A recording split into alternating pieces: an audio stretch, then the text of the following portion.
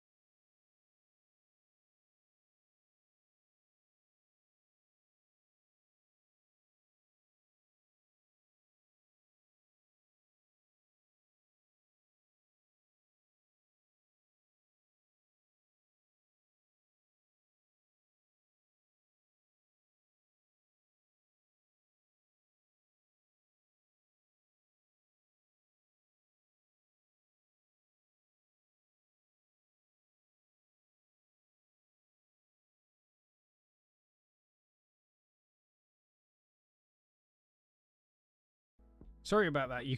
You can now vote in our poll, and it is on the right bloody account this time. You can go vote in our poll for your game of the day. We had a few votes on the wrong account, but quite frankly, I don't know why it was on the wrong account. I have no idea. But you can go vote now on your game of the day. Follow us on Twitter at TFFS Live. Your games that you're voting for are Ukraine 0, Austria 1, North Macedonia 0, Netherlands 3. For some reason, I was second guessing myself. I watched the Austria game and I was like, did they win 2-0? No, they definitely won 1-0. Russia 1, Denmark 4, and Finland 0, Belgium 2. I thought that first Lukaku goal was onside. I thought VAR got it wrong. I was very much like, they got it wrong there. But then they showed the replay and it was like his big toe was offside. Because I was like, initially when I saw it go in and this was live, I was like, that's offside. That's offside. He looked offside. And then I saw the replay and just went, you know what? That is the greatest positional play I've ever seen. It's like he's a world-class striker. And then they showed the replay of VAR called it off, and I was like, no, you're having a laugh. That's not offside. And then they showed the replay. His big toe was offside, and I'm like, oh, for God's sakes. I thought we were ending silly shit like this. Jesus. So, Lukaku's first goal, which was fantastic positional play from him, and it gets ruled out offside, which really annoyed me. But it was offside, so, can't really complain. As I interacted with the Football Fan Show account, saying, great goal, denied. I thought it was onside, but anyway.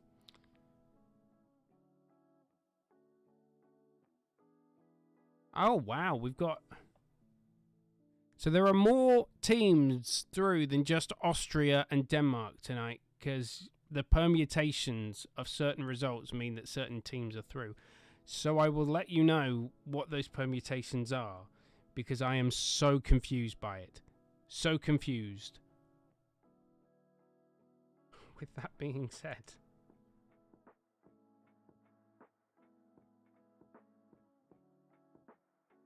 I love that. So we've had a bit of interaction on Twitter. Dippy Doe says, I'm from the Netherlands, but Denmark. Wow. So he's Dutch and he's voted for Denmark instead of his own country, which just shows you how good the freaking the Danes were today. And I mean, the Dutch game was a nothing match, The Dutch game was the least important. And for some reason, ITV decided to put that on the main channel and not the more important Ukraine-Austria match, which would have decided second place. The Dutch had already gone through, and Macedonia, or North Macedonia, don't want to piss off the Greeks, were already out of this one. So, you know.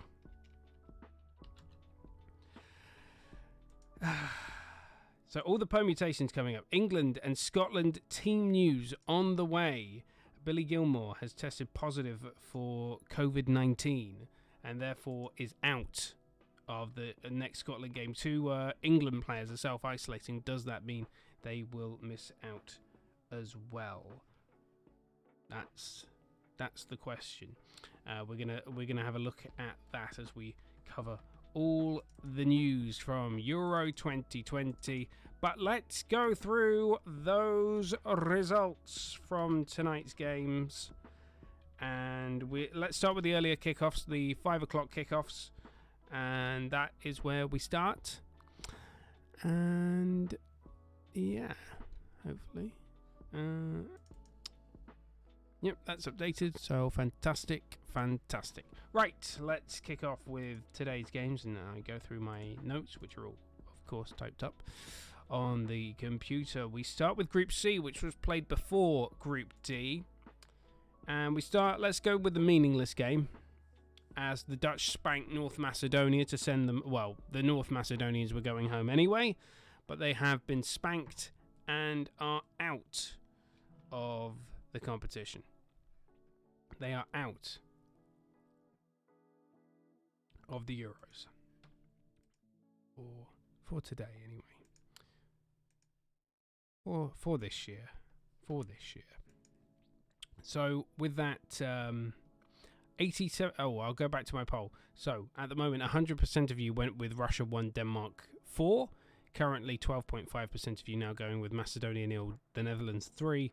And 87.5% of you going Denmark 4, Russia 1.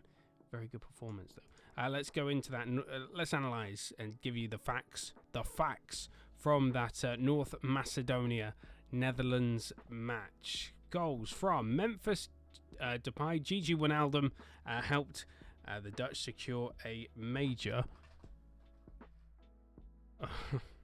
a massive win against North Macedonia, winning 3-0 at Euro 2020. Frank de Boer's side had already secured top spot in Group C. They're already through to the last 16 game, hence why we're covering it first, because it's a nothing game. We saved the best till last. With a game to spare, having beaten Austria and Ukraine. And they produced another dominant performance in front of 12,000 fans at the Johan Cruyff Arena in Amsterdam. And the Dutch opened the scoring with a devastating counter-attack, started by a Deli Blind tackle on the edge of his own penalty area, or the edge of his own box. Finished by a first-time Memphis Depay strike from a Doniel Malins cross. Depay, playing his first game since his move to Barcelona was announced, now has 9 goals and 3 assists in his past 10 games for the Netherlands. And I wonder why he didn't work out. Clearly, with Memphis Depay, the whole Manchester United thing gets thrown at him. Why did you fail at Manchester United? I think it was down to poor management. Wijnaldum wrapped the game up in the second half with 2 goals in 7 minutes.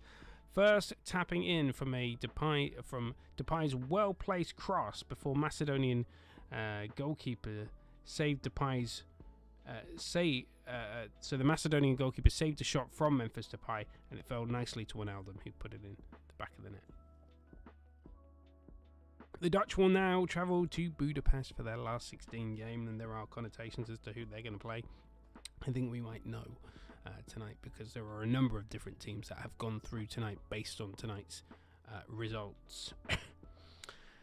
Because even if a few teams lose in their last group matches, in the group matches yet to be played, they will still head through as one of the top 4 best third place teams. So with that said, let's go to the more important game in Group C, which was Ukraine versus Austria. Now, I said yesterday that I backed Ukraine because they had spirit, but I said on paper Austria should wipe the floor with them.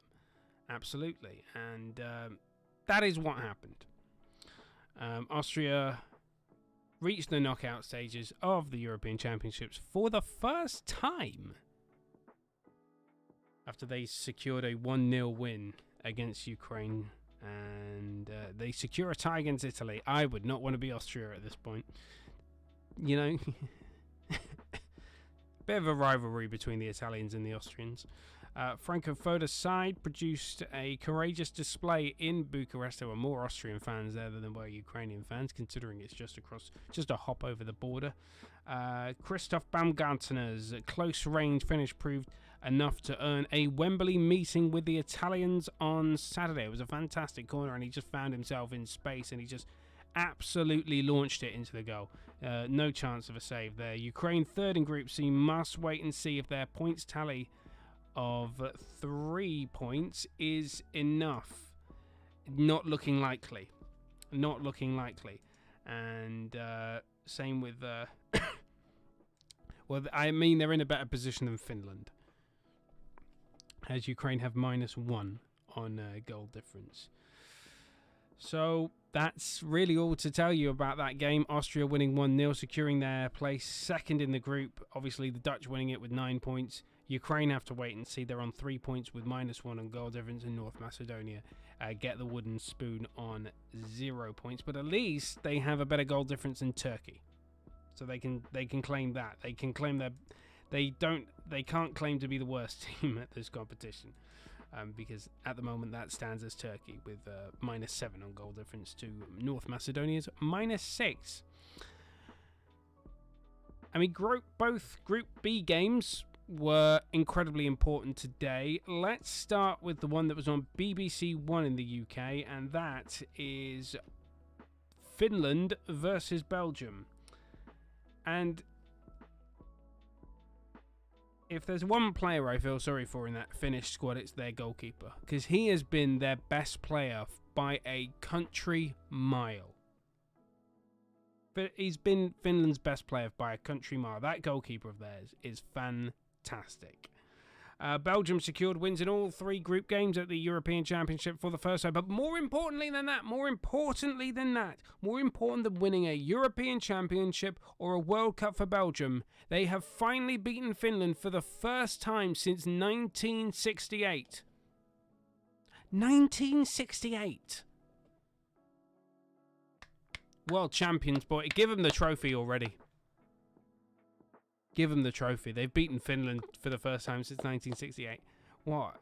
Beating Finland isn't an achievement? But they haven't done it since 1968? What do you mean it's not an achievement? Okay. The world's #1 ranked side dominated proceedings in St. Petersburg, but only led through a late own goal from Finland's keeper. I feel so sorry for him, because he's been by far and away, Lukas Hideki has been their best player. He's been their best player. Before Romelu Lukaku drilled in a second, Finland slipped from second in Group B to third and on -2. And with Denmark's win over Russia, convincing win, thrashing for Russia in Copenhagen, they must now wait and see whether they will be one of the 4 best third-place teams. I don't think so, which is unfortunate, because they gave it a good go. They gave it a good go. It's they don't have the players. We said this before the tournament. Finland just don't have good players. I mean, you got Teemu Pukki up front. I think he had one before today's game. He had 1 shot on target all tournament. I think that stayed the same. I don't think he had a shot on target in the entire tournament. When you've got that kind of quality up front, and I know England have Harry Kane, and he's not doing too much better. But when you've got that kind of quality up front, I think you know you're heading out. But their goalkeeper, I feel sorry for. And if I were a Championship club, maybe even a Premier League team, I'd be looking at him and going, he's good. He's saved some crucial shots. I'd like to have him in my team. Lukas Hideki, I'm hoping I'm saying that right, the Finnish goalkeeper. Have you heard of a little club in the north of Wiltshire called Swindon Town? We'd love to sign you. Make yourself available on a free transfer. And oh wait, we've got a crap owner at the moment who won't get his checkbook out. So actually saying that's a lie. He has signed. Swindon Town have signed players, so we actually have signed players. You know, I give credit where credit is due. I can't be negative on Lee Power all the time, but yeah, I'd like to see Luca. I gotta find out. I have no idea where he actually plays, but I've got to find out where he is. Where does he play? He is playing at. Oh, he's the number one at Bayer. He's Bayer Leverkusen's goalkeeper. I should have known that. Bayer Leverkusen. That explains why he's so damn good, because he is bloody good. So he plays in the Bundesliga. He needs to be signed by a Premier League club, because he's a damn good goalkeeper. Sorry, I'm going to stop nerding out about the Finnish goalkeeper because he was fantastic. Sorry, that's it. So, Finland, we'll have to wait and see. The other game then, Russia and Denmark. So Denmark started the day on 0. Oh, was it 0 points? Yeah, 0 points. They started the day on 0 points, having won none of their games, needing a miracle or just a stellar performance to see them go through. It wasn't unlikely because they were playing Russia, they've seen better days in terms of their playing squad. And Belgium were always likely to beat Finland, so there was a good chance that this was going to happen. And Denmark took their chances, and they've set up a last 16 tie with Wales.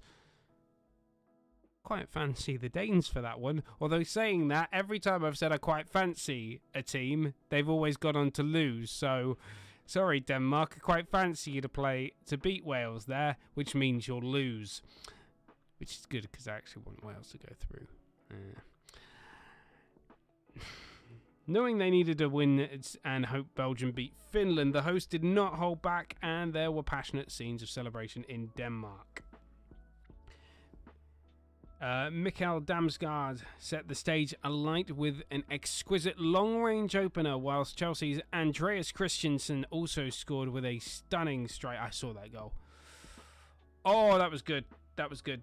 And then Denmark finished second in the group following this 4-1 win. The result also means Russia, who started the night in second place, finished bottom of the table and will not qualify. They are out. They're done. Yusuf Pullison had put Denmark 2 up, bouncing on a poor back pass from Roman Zobnin before Artem Dziuba, I can't say that, got one back for Russia from the penalty spot. Eastern European names are really they just fuck with me. But Denmark confirmed their progression to the knockout stages when Christensen and Joachim Mahi, oh god, I'm rubbish, made it 4-1 in a rampant 3 minutes. I'm sorry, I'm crap with names. It's like I only know how to present, I can't even say words. Me, English, no speaky.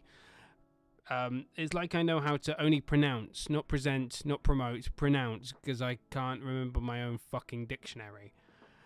Any name that isn't English or Irish. Or Welsh or Scottish. What an Anglophobe. Well, I say that. Some of the Irish names are the Irish names I've come across being of Irish ancestry, like Siobhan being spelt Sibo, the rest of it, and it's Sabayan. That's how some people pronounce it. It's quite funny. And Ashleen is Aisling. So yeah. Anyway, I'm just bad with names. But well done to Denmark. They've clinched the last 16 through from the jaws of being eliminated. They saved it. The Denmark fans have been through enough at this tournament. And you had to wait until the last game to make it even more dramatic for them. Good luck to Denmark against Wales. As much as I want Wales to go through, I do fancy Denmark for that one, because they've just got the spirit. And plus they're fired up from the whole Christian Eriksen stuff. So I think that's driving them forward. You saw it in the last game where they were unlucky against Belgium. And they've been driven forward today as well. I'm sure they'll get driven forward against Wales when they play them in the last 16. So, with the results elsewhere in Belgium, with the results in the St. Petersburg game of Finland and Belgium, the win for Belgium means that England, the Czech Republic, Sweden and France are guaranteed to progress even if they drop to third place because they all already have 4 points. Oh god, that means it's going to be a fucking 0-0 draw between England and the Czech Republic. Oh no. I don't want a 0-0 draw against the Czech Republic. Come on. England team news coming up. And Scotland team news as well. So, Group B finishes like this. Belgium on 9 points, having won all 3 games, getting their first win against Finland since 1968. Give them the damn trophy. Denmark finishing second, +1 on goal difference, 3 points. 3 points for Finland in third place, -2 on goal difference. It's unlikely that they're going to get through at this point. And Russia going home, -5 on goal difference, but crucially on 3 points. At the moment, I believe they're the only side that have finished bottom of a group with a win. They are the only team at the moment that have won a game that has finished bottom of their group. So, consolation prize? I don't think many Russians would want that consolation prize. On our poll on Twitter, you can still go vote for your game of the day, and you've got 26 minutes left on that one. 90% of you going for Denmark 4, Russia 1, or Russia 1, Denmark 4. And nobody has voted for the Ukraine 0, Austria 1, and no one has voted for Finland 0, Belgium 2. 10% of you have gone with North Macedonia 0, the Netherlands 3.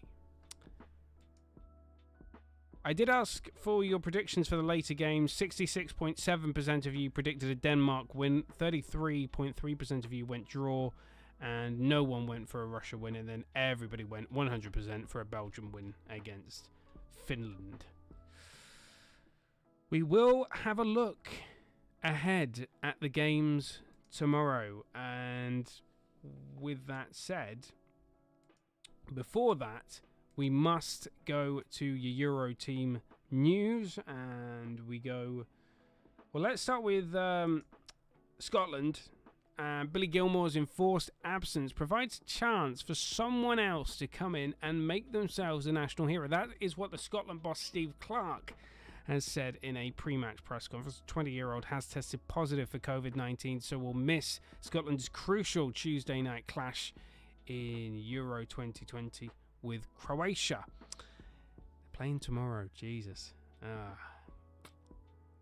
The Chelsea midfielder was a standout as Scotland drew 0-0 with England. It was compared to N'Golo Kante. The role that N'Golo Kante plays, that's what he was compared to. There are no close contacts identified within the Scotland camp, with the 25 players fit to face Croatia. However, we now switch to the England camp, where there has been that problem.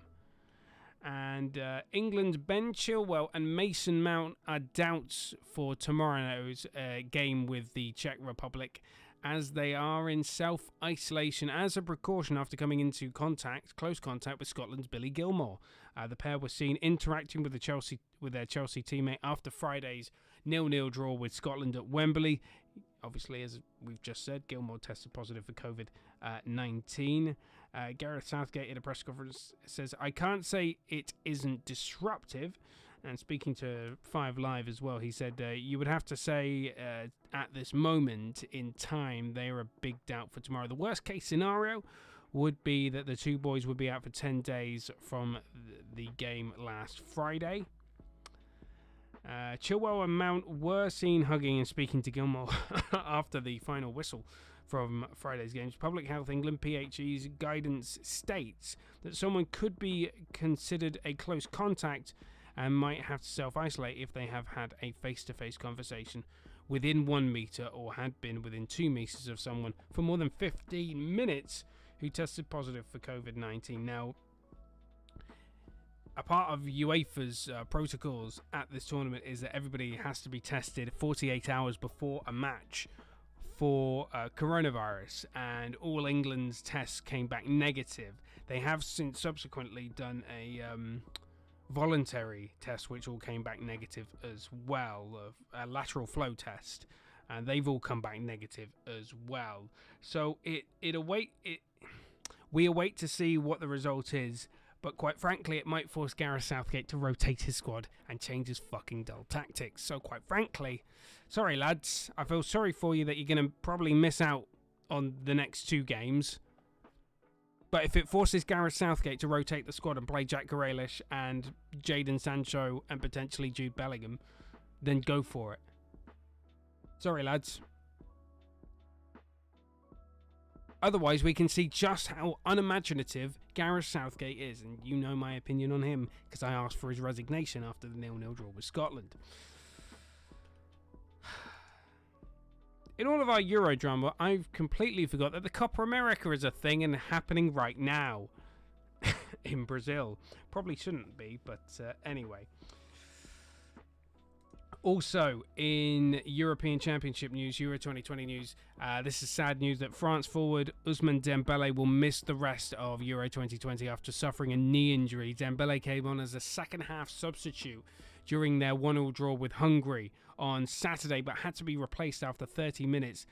And the French Football Federation said in a statement, Ousmane Dembele had an X-ray at the Budapest hospital on Saturday night. The recovery time is incompatible with him staying in the squad. The world champions France play holders Portugal in their final group game on Wednesday, and Didier Deschamps' side lead Group F on 4 points after 2 games.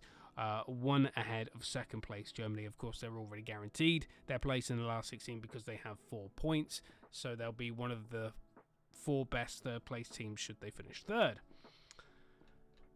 So that's sad news for Ousmane Dembele. That's sad. You never want to see a player miss out on the rest of the tournament because of an injury. That's just Also, there is an article asking the question that maybe some of you have thought: how come Croatia have gone from 2018 World Cup finalists to a team that look like they're about to get eliminated from the group stages of the Euro 3 years later? And that's the scenario facing Ukraine as they head to Hamden on Tuesday to face Scotland. Of course, Tuesday is tomorrow. It's Monday today. I hate Mondays. La-di-da-di-da. Anything other than victory for Zlatko Dalic's side in their final Group D fixture will seal their fate as one of the 8 nations heading home from the 2014 tournament. It would be a major shock if the world-ranked 14th place team failed to progress to the knockouts just 3 years after they were World Cup heroes and finished runners-up to France. With 90 nerve-wracking minutes left to spare the blushes, where has the good grace of Croatia gone? Despite a population of just 4 million, Croatia have a knack for punching above their... They've always produced really good footballers. They've always had a good national team, Croatia. They just love the game. That's what it is. They've always produced really good players consistently. And it's not like... they've always had a quite steady stream of very good players. It's not like where, you know... Belgium's an excellent example where Belgium were great. They had their golden generation in the 80s and the 90s, and then that ended in the 2000s, and then they were just terrible. And then the next golden generation has come along and they're like the best team in the world. Croatia have always had really good players that have fit into their national team consistently. So when one player exits the squad, a new young star comes in. They're always good, Croatia, at developing really good young talent. And maybe it's down to their biggest clubs like Dynamo Zagreb producing young talent, because they know that if they put the money in to develop these young players, then they're going to get big money by Croatian football standards, not by Premier League standards. When I say big money, maybe like 10 to 20 million quid for some of these young players, because Croatian players are just fantastic. They've been fantastic. They're just very consistent and very good players. And plus, Harry Redknapp, he's not in football management, but he'll sign any Croatian player. Where's Nico Kranjčar? Yeah, Nico's joining us. Luka, is he joining us? Nah, he's at Real Madrid. Nico Cranshaw, though. Of course, you know, they reached the last 8 of Euro 96. They then finished third at the 98 World Cup. Quarterfinalists in Euro 2008. Their sole failure was to qualify for Euro 2000. But obviously they finished runners-up 3 years ago in the World Cup. But they have an aging squad, that's the problem. The players that are coming through are just, they're not ready. They're not ready. And Luka Modric is probably still their best player, and he's 35. And you think, you know, he's 35. You know, Cristiano Ronaldo is 36. He's still Portugal's best player. That's also, in my opinion, Portugal's problem. They can't let go of their best players. They can't let go of their generation. Don't fall into that trap. That you've got to know, as a national team, when to say goodbye.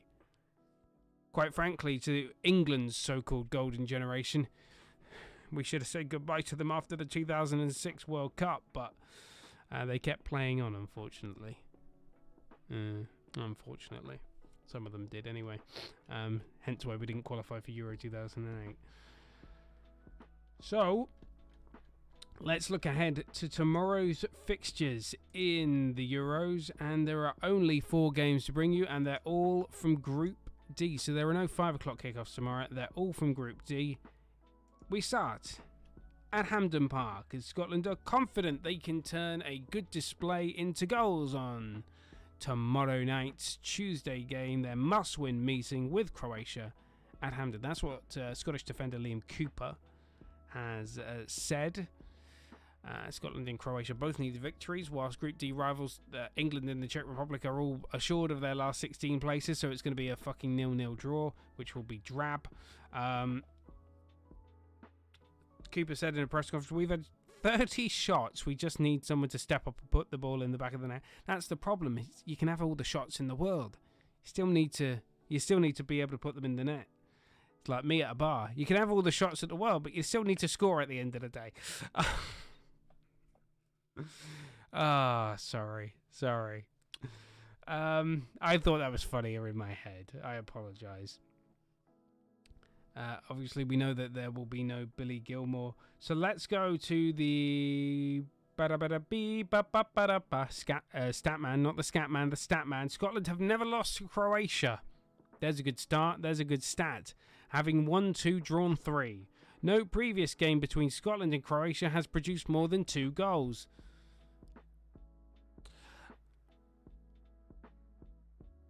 That was my ugly face.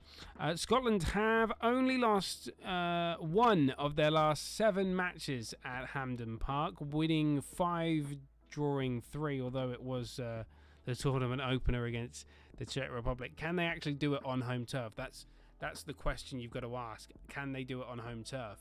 Or is the pressure just too much? Which is why I suggested England and Scotland should swap. Scotland play at Wembley, England play at Hampden, because maybe the England players would fucking try if they're just constantly booed. In their previous 5 European Championship tournaments, Croatia have alternated between progressing from the group stage and going out of the group stage. So 96 they went through, 2008 they went through, in 2016 they went through. Obviously they didn't qualify for Euro 2000, but then they were exited the group stage at 2004 and 2012. So this is the year for them to exit at the group stage. That's good news, Scotland. Scotland have never progressed beyond the group stage of a major finals, 8 World Cups and 2 European Championships. There you go. That's the stat, man. And now we swap. Because England manager Gareth Southgate says Jordan Henderson and midfielder Jordan Henderson and defender Harry Maguire will be involved against the Czech Republic on Tuesday. Well, he told us Harry Maguire was going to be involved against Scotland, but I never saw Harry Maguire's name on the team sheet. And you've got to think, if he doesn't play this one, then he's not going to play in the knockouts, because you need to have had a game in the group stage. If you're not used at all in the group stage, then you're gonna find it difficult to be in the knockouts. He better fucking play Grealish. And by the way, I've seen the criticism of England fans saying, "Oh, just play Grealish like he's some kind of Lionel Messi quality player that's just going to turn it around. No, he just fucking tries. That's the thing. He will work his ass off. And that's what England fans want to see from England players. They want to see them work their ass off. And that's what Jack Grealish will do. He will run himself ragged. Plus, he's an excellent team player. It's not that he's the greatest player in the world. It's just he runs his ass off and will work his ass off. And that's why England fans want to see him on the pitch. Not that we think he's the messiah of English football. Because if you think that, you're totally misunderstanding what England fans think and feel. Liverpool's Henderson and Manchester United's Maguire have both been recovering from injuries and are yet to feature. I remember Roy Keane before the Euros at a friendly at the Riverside talking. He was a pundit for ITV and he said, well, why is Henderson in there? What does he do? You know, he's injured. Why include him? What's he going to do? Have a karaoke night? What's he do? Card tricks? Does he do a nice quiz at the end of the week? Which I found hilarious. But yeah, he was like, what does he do? You know, if he's injured, why have you wasted a number in your squad for Jordan Henderson? But if he does play, then that will give some sense of confidence to England supporters and the England hierarchy that these two players will be involved in the knockouts. Both are reportedly training well and both will be involved in tomorrow's games. We're happy with their progress, says England manager Gareth Southgate. They've already had a massive impact in training sessions and around the squad. I couldn't be happier with the impact of the senior players have had. They want to get on the pitch. Now, what we've heard at the England training camp is that Jordan Henderson is the kind of get up and go kind of, come on lads, he's the leader. He's the leader. So take that fucking captain's armband off Harry Kane and give it to Jordan Henderson. Because he sounds like he's more of a leader than Harry Kane. And by the way, I'm not one of these England fans that's really annoyed by Harry Kane's poor form over the last two games. Because quite frankly, I'm one of these people that believe the service that he got against Scotland was piss poor. He had some of the worst service. You know, he can't really do anything if he doesn't get the ball. And obviously, when he did get the ball, he wasn't very good. That is true, but he also looked gassed in that game. Like, he looked shattered. So I'm surprised he's going to be starting against the Czech Republic. I would have thought play Rashford as your pacey player. Actually, maybe Rashford would be an impact sub. Maybe he'd be better as an impact sub. But if you want to play as a target man, as Callum said on Sunday, Dominic Calvert-Lewin up front. Let's get you the stats then in the... I keep wanting to say Scatman. It's the Statman. I'll get it right eventually. I'll spend all tournament getting it wrong, and then the final will come around and I'll get it right. The Czech Republic and England were in the same qualifying group for Euro 2020. England won 5-0 at Wembley and the Czechs won 2-1 in Prague. They are facing each other in a major tournament for the first time ever. The Czechs have conceded 9 goals in their 3 games at Wembley against England, scoring only 2, drawing 1, losing 2. And their only previous major tournament their only previous major tournament game at Wembley was at Euro 96, the final of Euro 96, where they lost 2-1 to Germany in extra time. The 4 previous meetings between the Czechs and the English have produced 14 goals, an average of 3.5 goals per game. Well, as long as you score 3, VAR can rule one out, and then we can get that. That'll count as the 0.5. That'll count as the half goal. The Czech Republic are looking to avoid defeat in all 3 group games at the European Championships for only the second time, winning all 3 matches at Euro 2004, going on to reach the semi-finals. Patrick Schick has scored in each of his 2 European matches so far, netting 3 goals since his international debut in May of 2016. Schick has scored 14 goals in 28 appearances for his national team, more than any other Czech player. England stats for you. England's 0-0 draw with Scotland was their 17th goalless draw at the Euros or World Cup, the most of any nation. That is such an English stat. Why am I not surprised by that? England have never been good at getting goals. Well, I say that, you know. I mean, we don't have the best technical players, and we're not the most technically gifted squad in the world. Apart from maybe the guys in Germany, the Sanchos and the Jude Bellinghams. See, that's where Belgium got it right. They taught their players how to be technically gifted. They have technically gifted players. They just taught them how to be technically efficient, which is what the Germans have been doing for years. England, well, we never did that. We're just like, oh, we'll just leave it. You know, there's a reason that the Premier League has the lowest percentage of homegrown players in Europe, of any European league. It's like something like 30 odd percent of English players actually started matches in the Premier League. It's a disgrace. Get them to play more. I thought leaving the European Union might help that. I didn't vote Brexit. Brexit's stupid. Just my opinion, but not political. But I thought Brexit would help that. Less European players. There's no travel. There's no free travel arrangements. So European players just can't come into the league without playing a certain proportion of international matches for their country, which I thought was going to see. Yes, we're going to have more English players playing for the top clubs. Still hasn't happened though. Although these are still early days. The Three Lions are looking to keep a clean sheet in every group stage match at a major tournament for only the third time, also doing so at the 66 World Cup and in the second group stage of 1982's World Cup, which was 2 matches.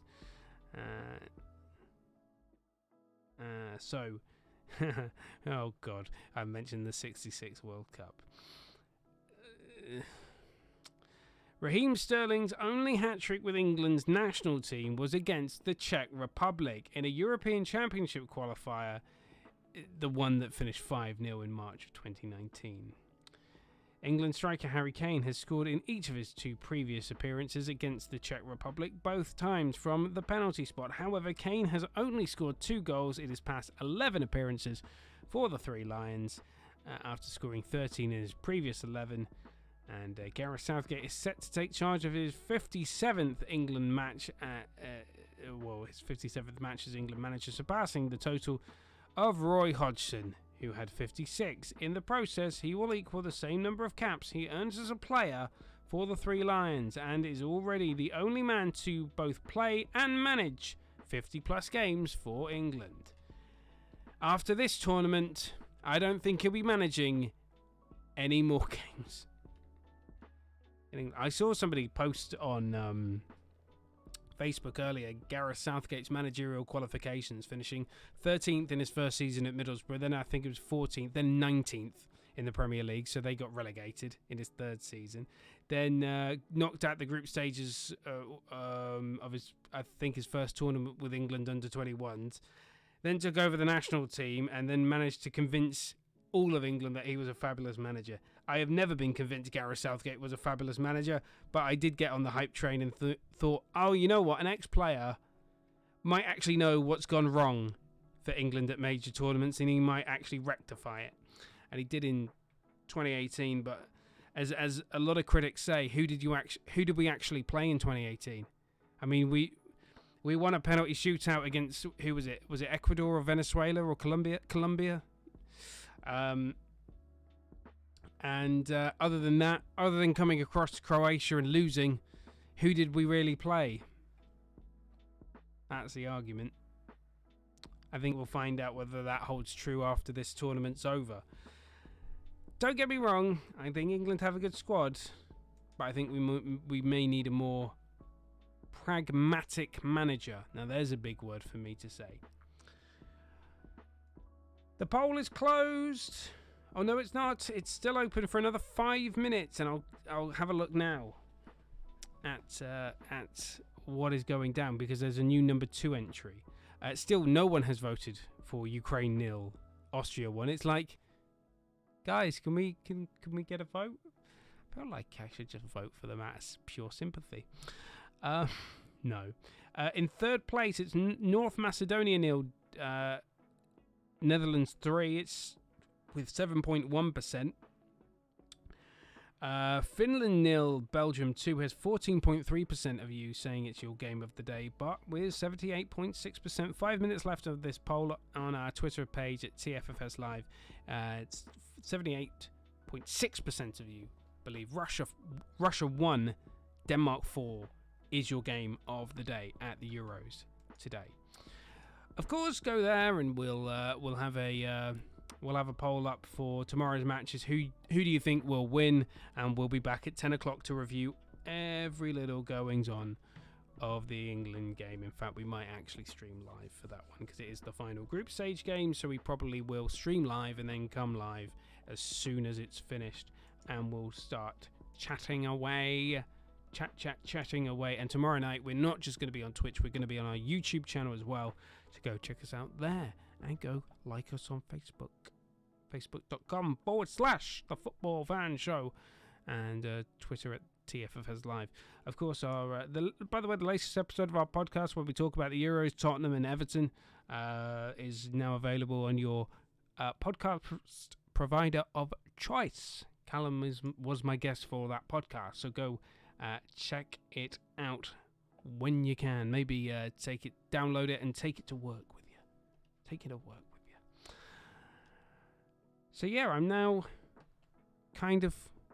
we're kind of finished. We're just waiting for that poll to end, but do let me know what you think the results will be tomorrow as we look ahead. Obviously, there are only 2 games tomorrow. That's Croatia, Scotland, Czech Republic, England. Wednesday, Group E, Group F. That's the final group stage games. 4 sets of matches with Slovakia taking on Spain, Sweden taking on Poland. Those are the Group E matches at 5 o'clock. And then Germany and Hungary meet at 8. And then Portugal and France also meet at 8. I believe the Portugal-France game is happening in Budapest, whereas the German-Hungarian game is in Munich. What an atmosphere the Hungarians had for that game against France.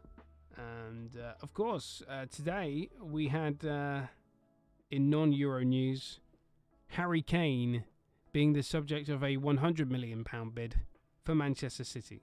Probably going to cover that at the weekend. Let me just say he's not worth 100 million quid. And I think if you throw an extra 20 million, you might get Heung-min Son as well. And they need, Harry Kane without Son, as we've discovered at this Euros, is absolute garbage. He's absolute garbage without the service. And the fact that he'll be teammates with certain England players in that squad that failed to give him the service against Scotland, I don't know. I don't think that's a match made in heaven. About £100 million Man City bid for Harry Kane. I think that's it for them. I think Tottenham should accept that. I think 100 million is more than generous for Harry Kane. I really do. I think what we've seen from him at this European Championships will deflate his value. Not inflate his value, deflate his value. Because he's not been good enough thus far. Well, and here's another bit of news from the Euros. Wales and Denmark fans will not be able to travel to Amsterdam for their Euro 2020 match in the... Then why Then move it! Don't let Amsterdam have it. Move it to Cardiff, move it to Wembley, or move it, better yet, to Copenhagen. Just don't let don't move the Dutch game to Amsterdam then. Just move it around. Wales's health minister has said police in Amsterdam had said that they would not be letting Welsh fans into the country. The Netherlands is on the UK's amber list, meaning travel is not advised, whilst the UK and Denmark are not on the Netherlands' safe country list either. So there's a European last 16 match that will have no fans there. Well, that's 2020/2021 in a nutshell. Then why don't they move the match to Wembley or Hampden? Just plan it out better. Why are you making teams play in cities they cannot go to? Move it to Copenhagen. At least you get fans there. Anyway, that's what's going on. Poll is closed. Thank you very much for voting. 78.6% of you going with Russia 1, Denmark 4. And then in second place, it's Finland 0, Belgium 2. And in third place, it's North Macedonia 0, Netherlands 3. And then Ukraine 0, Austria 1. Nobody wanted to vote for that one. It has come 0 with 0% of the vote. So thank you very much for taking part. Go check us out on Twitter at TFFS Live. More polls across the European Championships as we head into the final set of group games over the next coming days as well. We'll be live tomorrow either for the England match or after the England match. I haven't quite decided yet.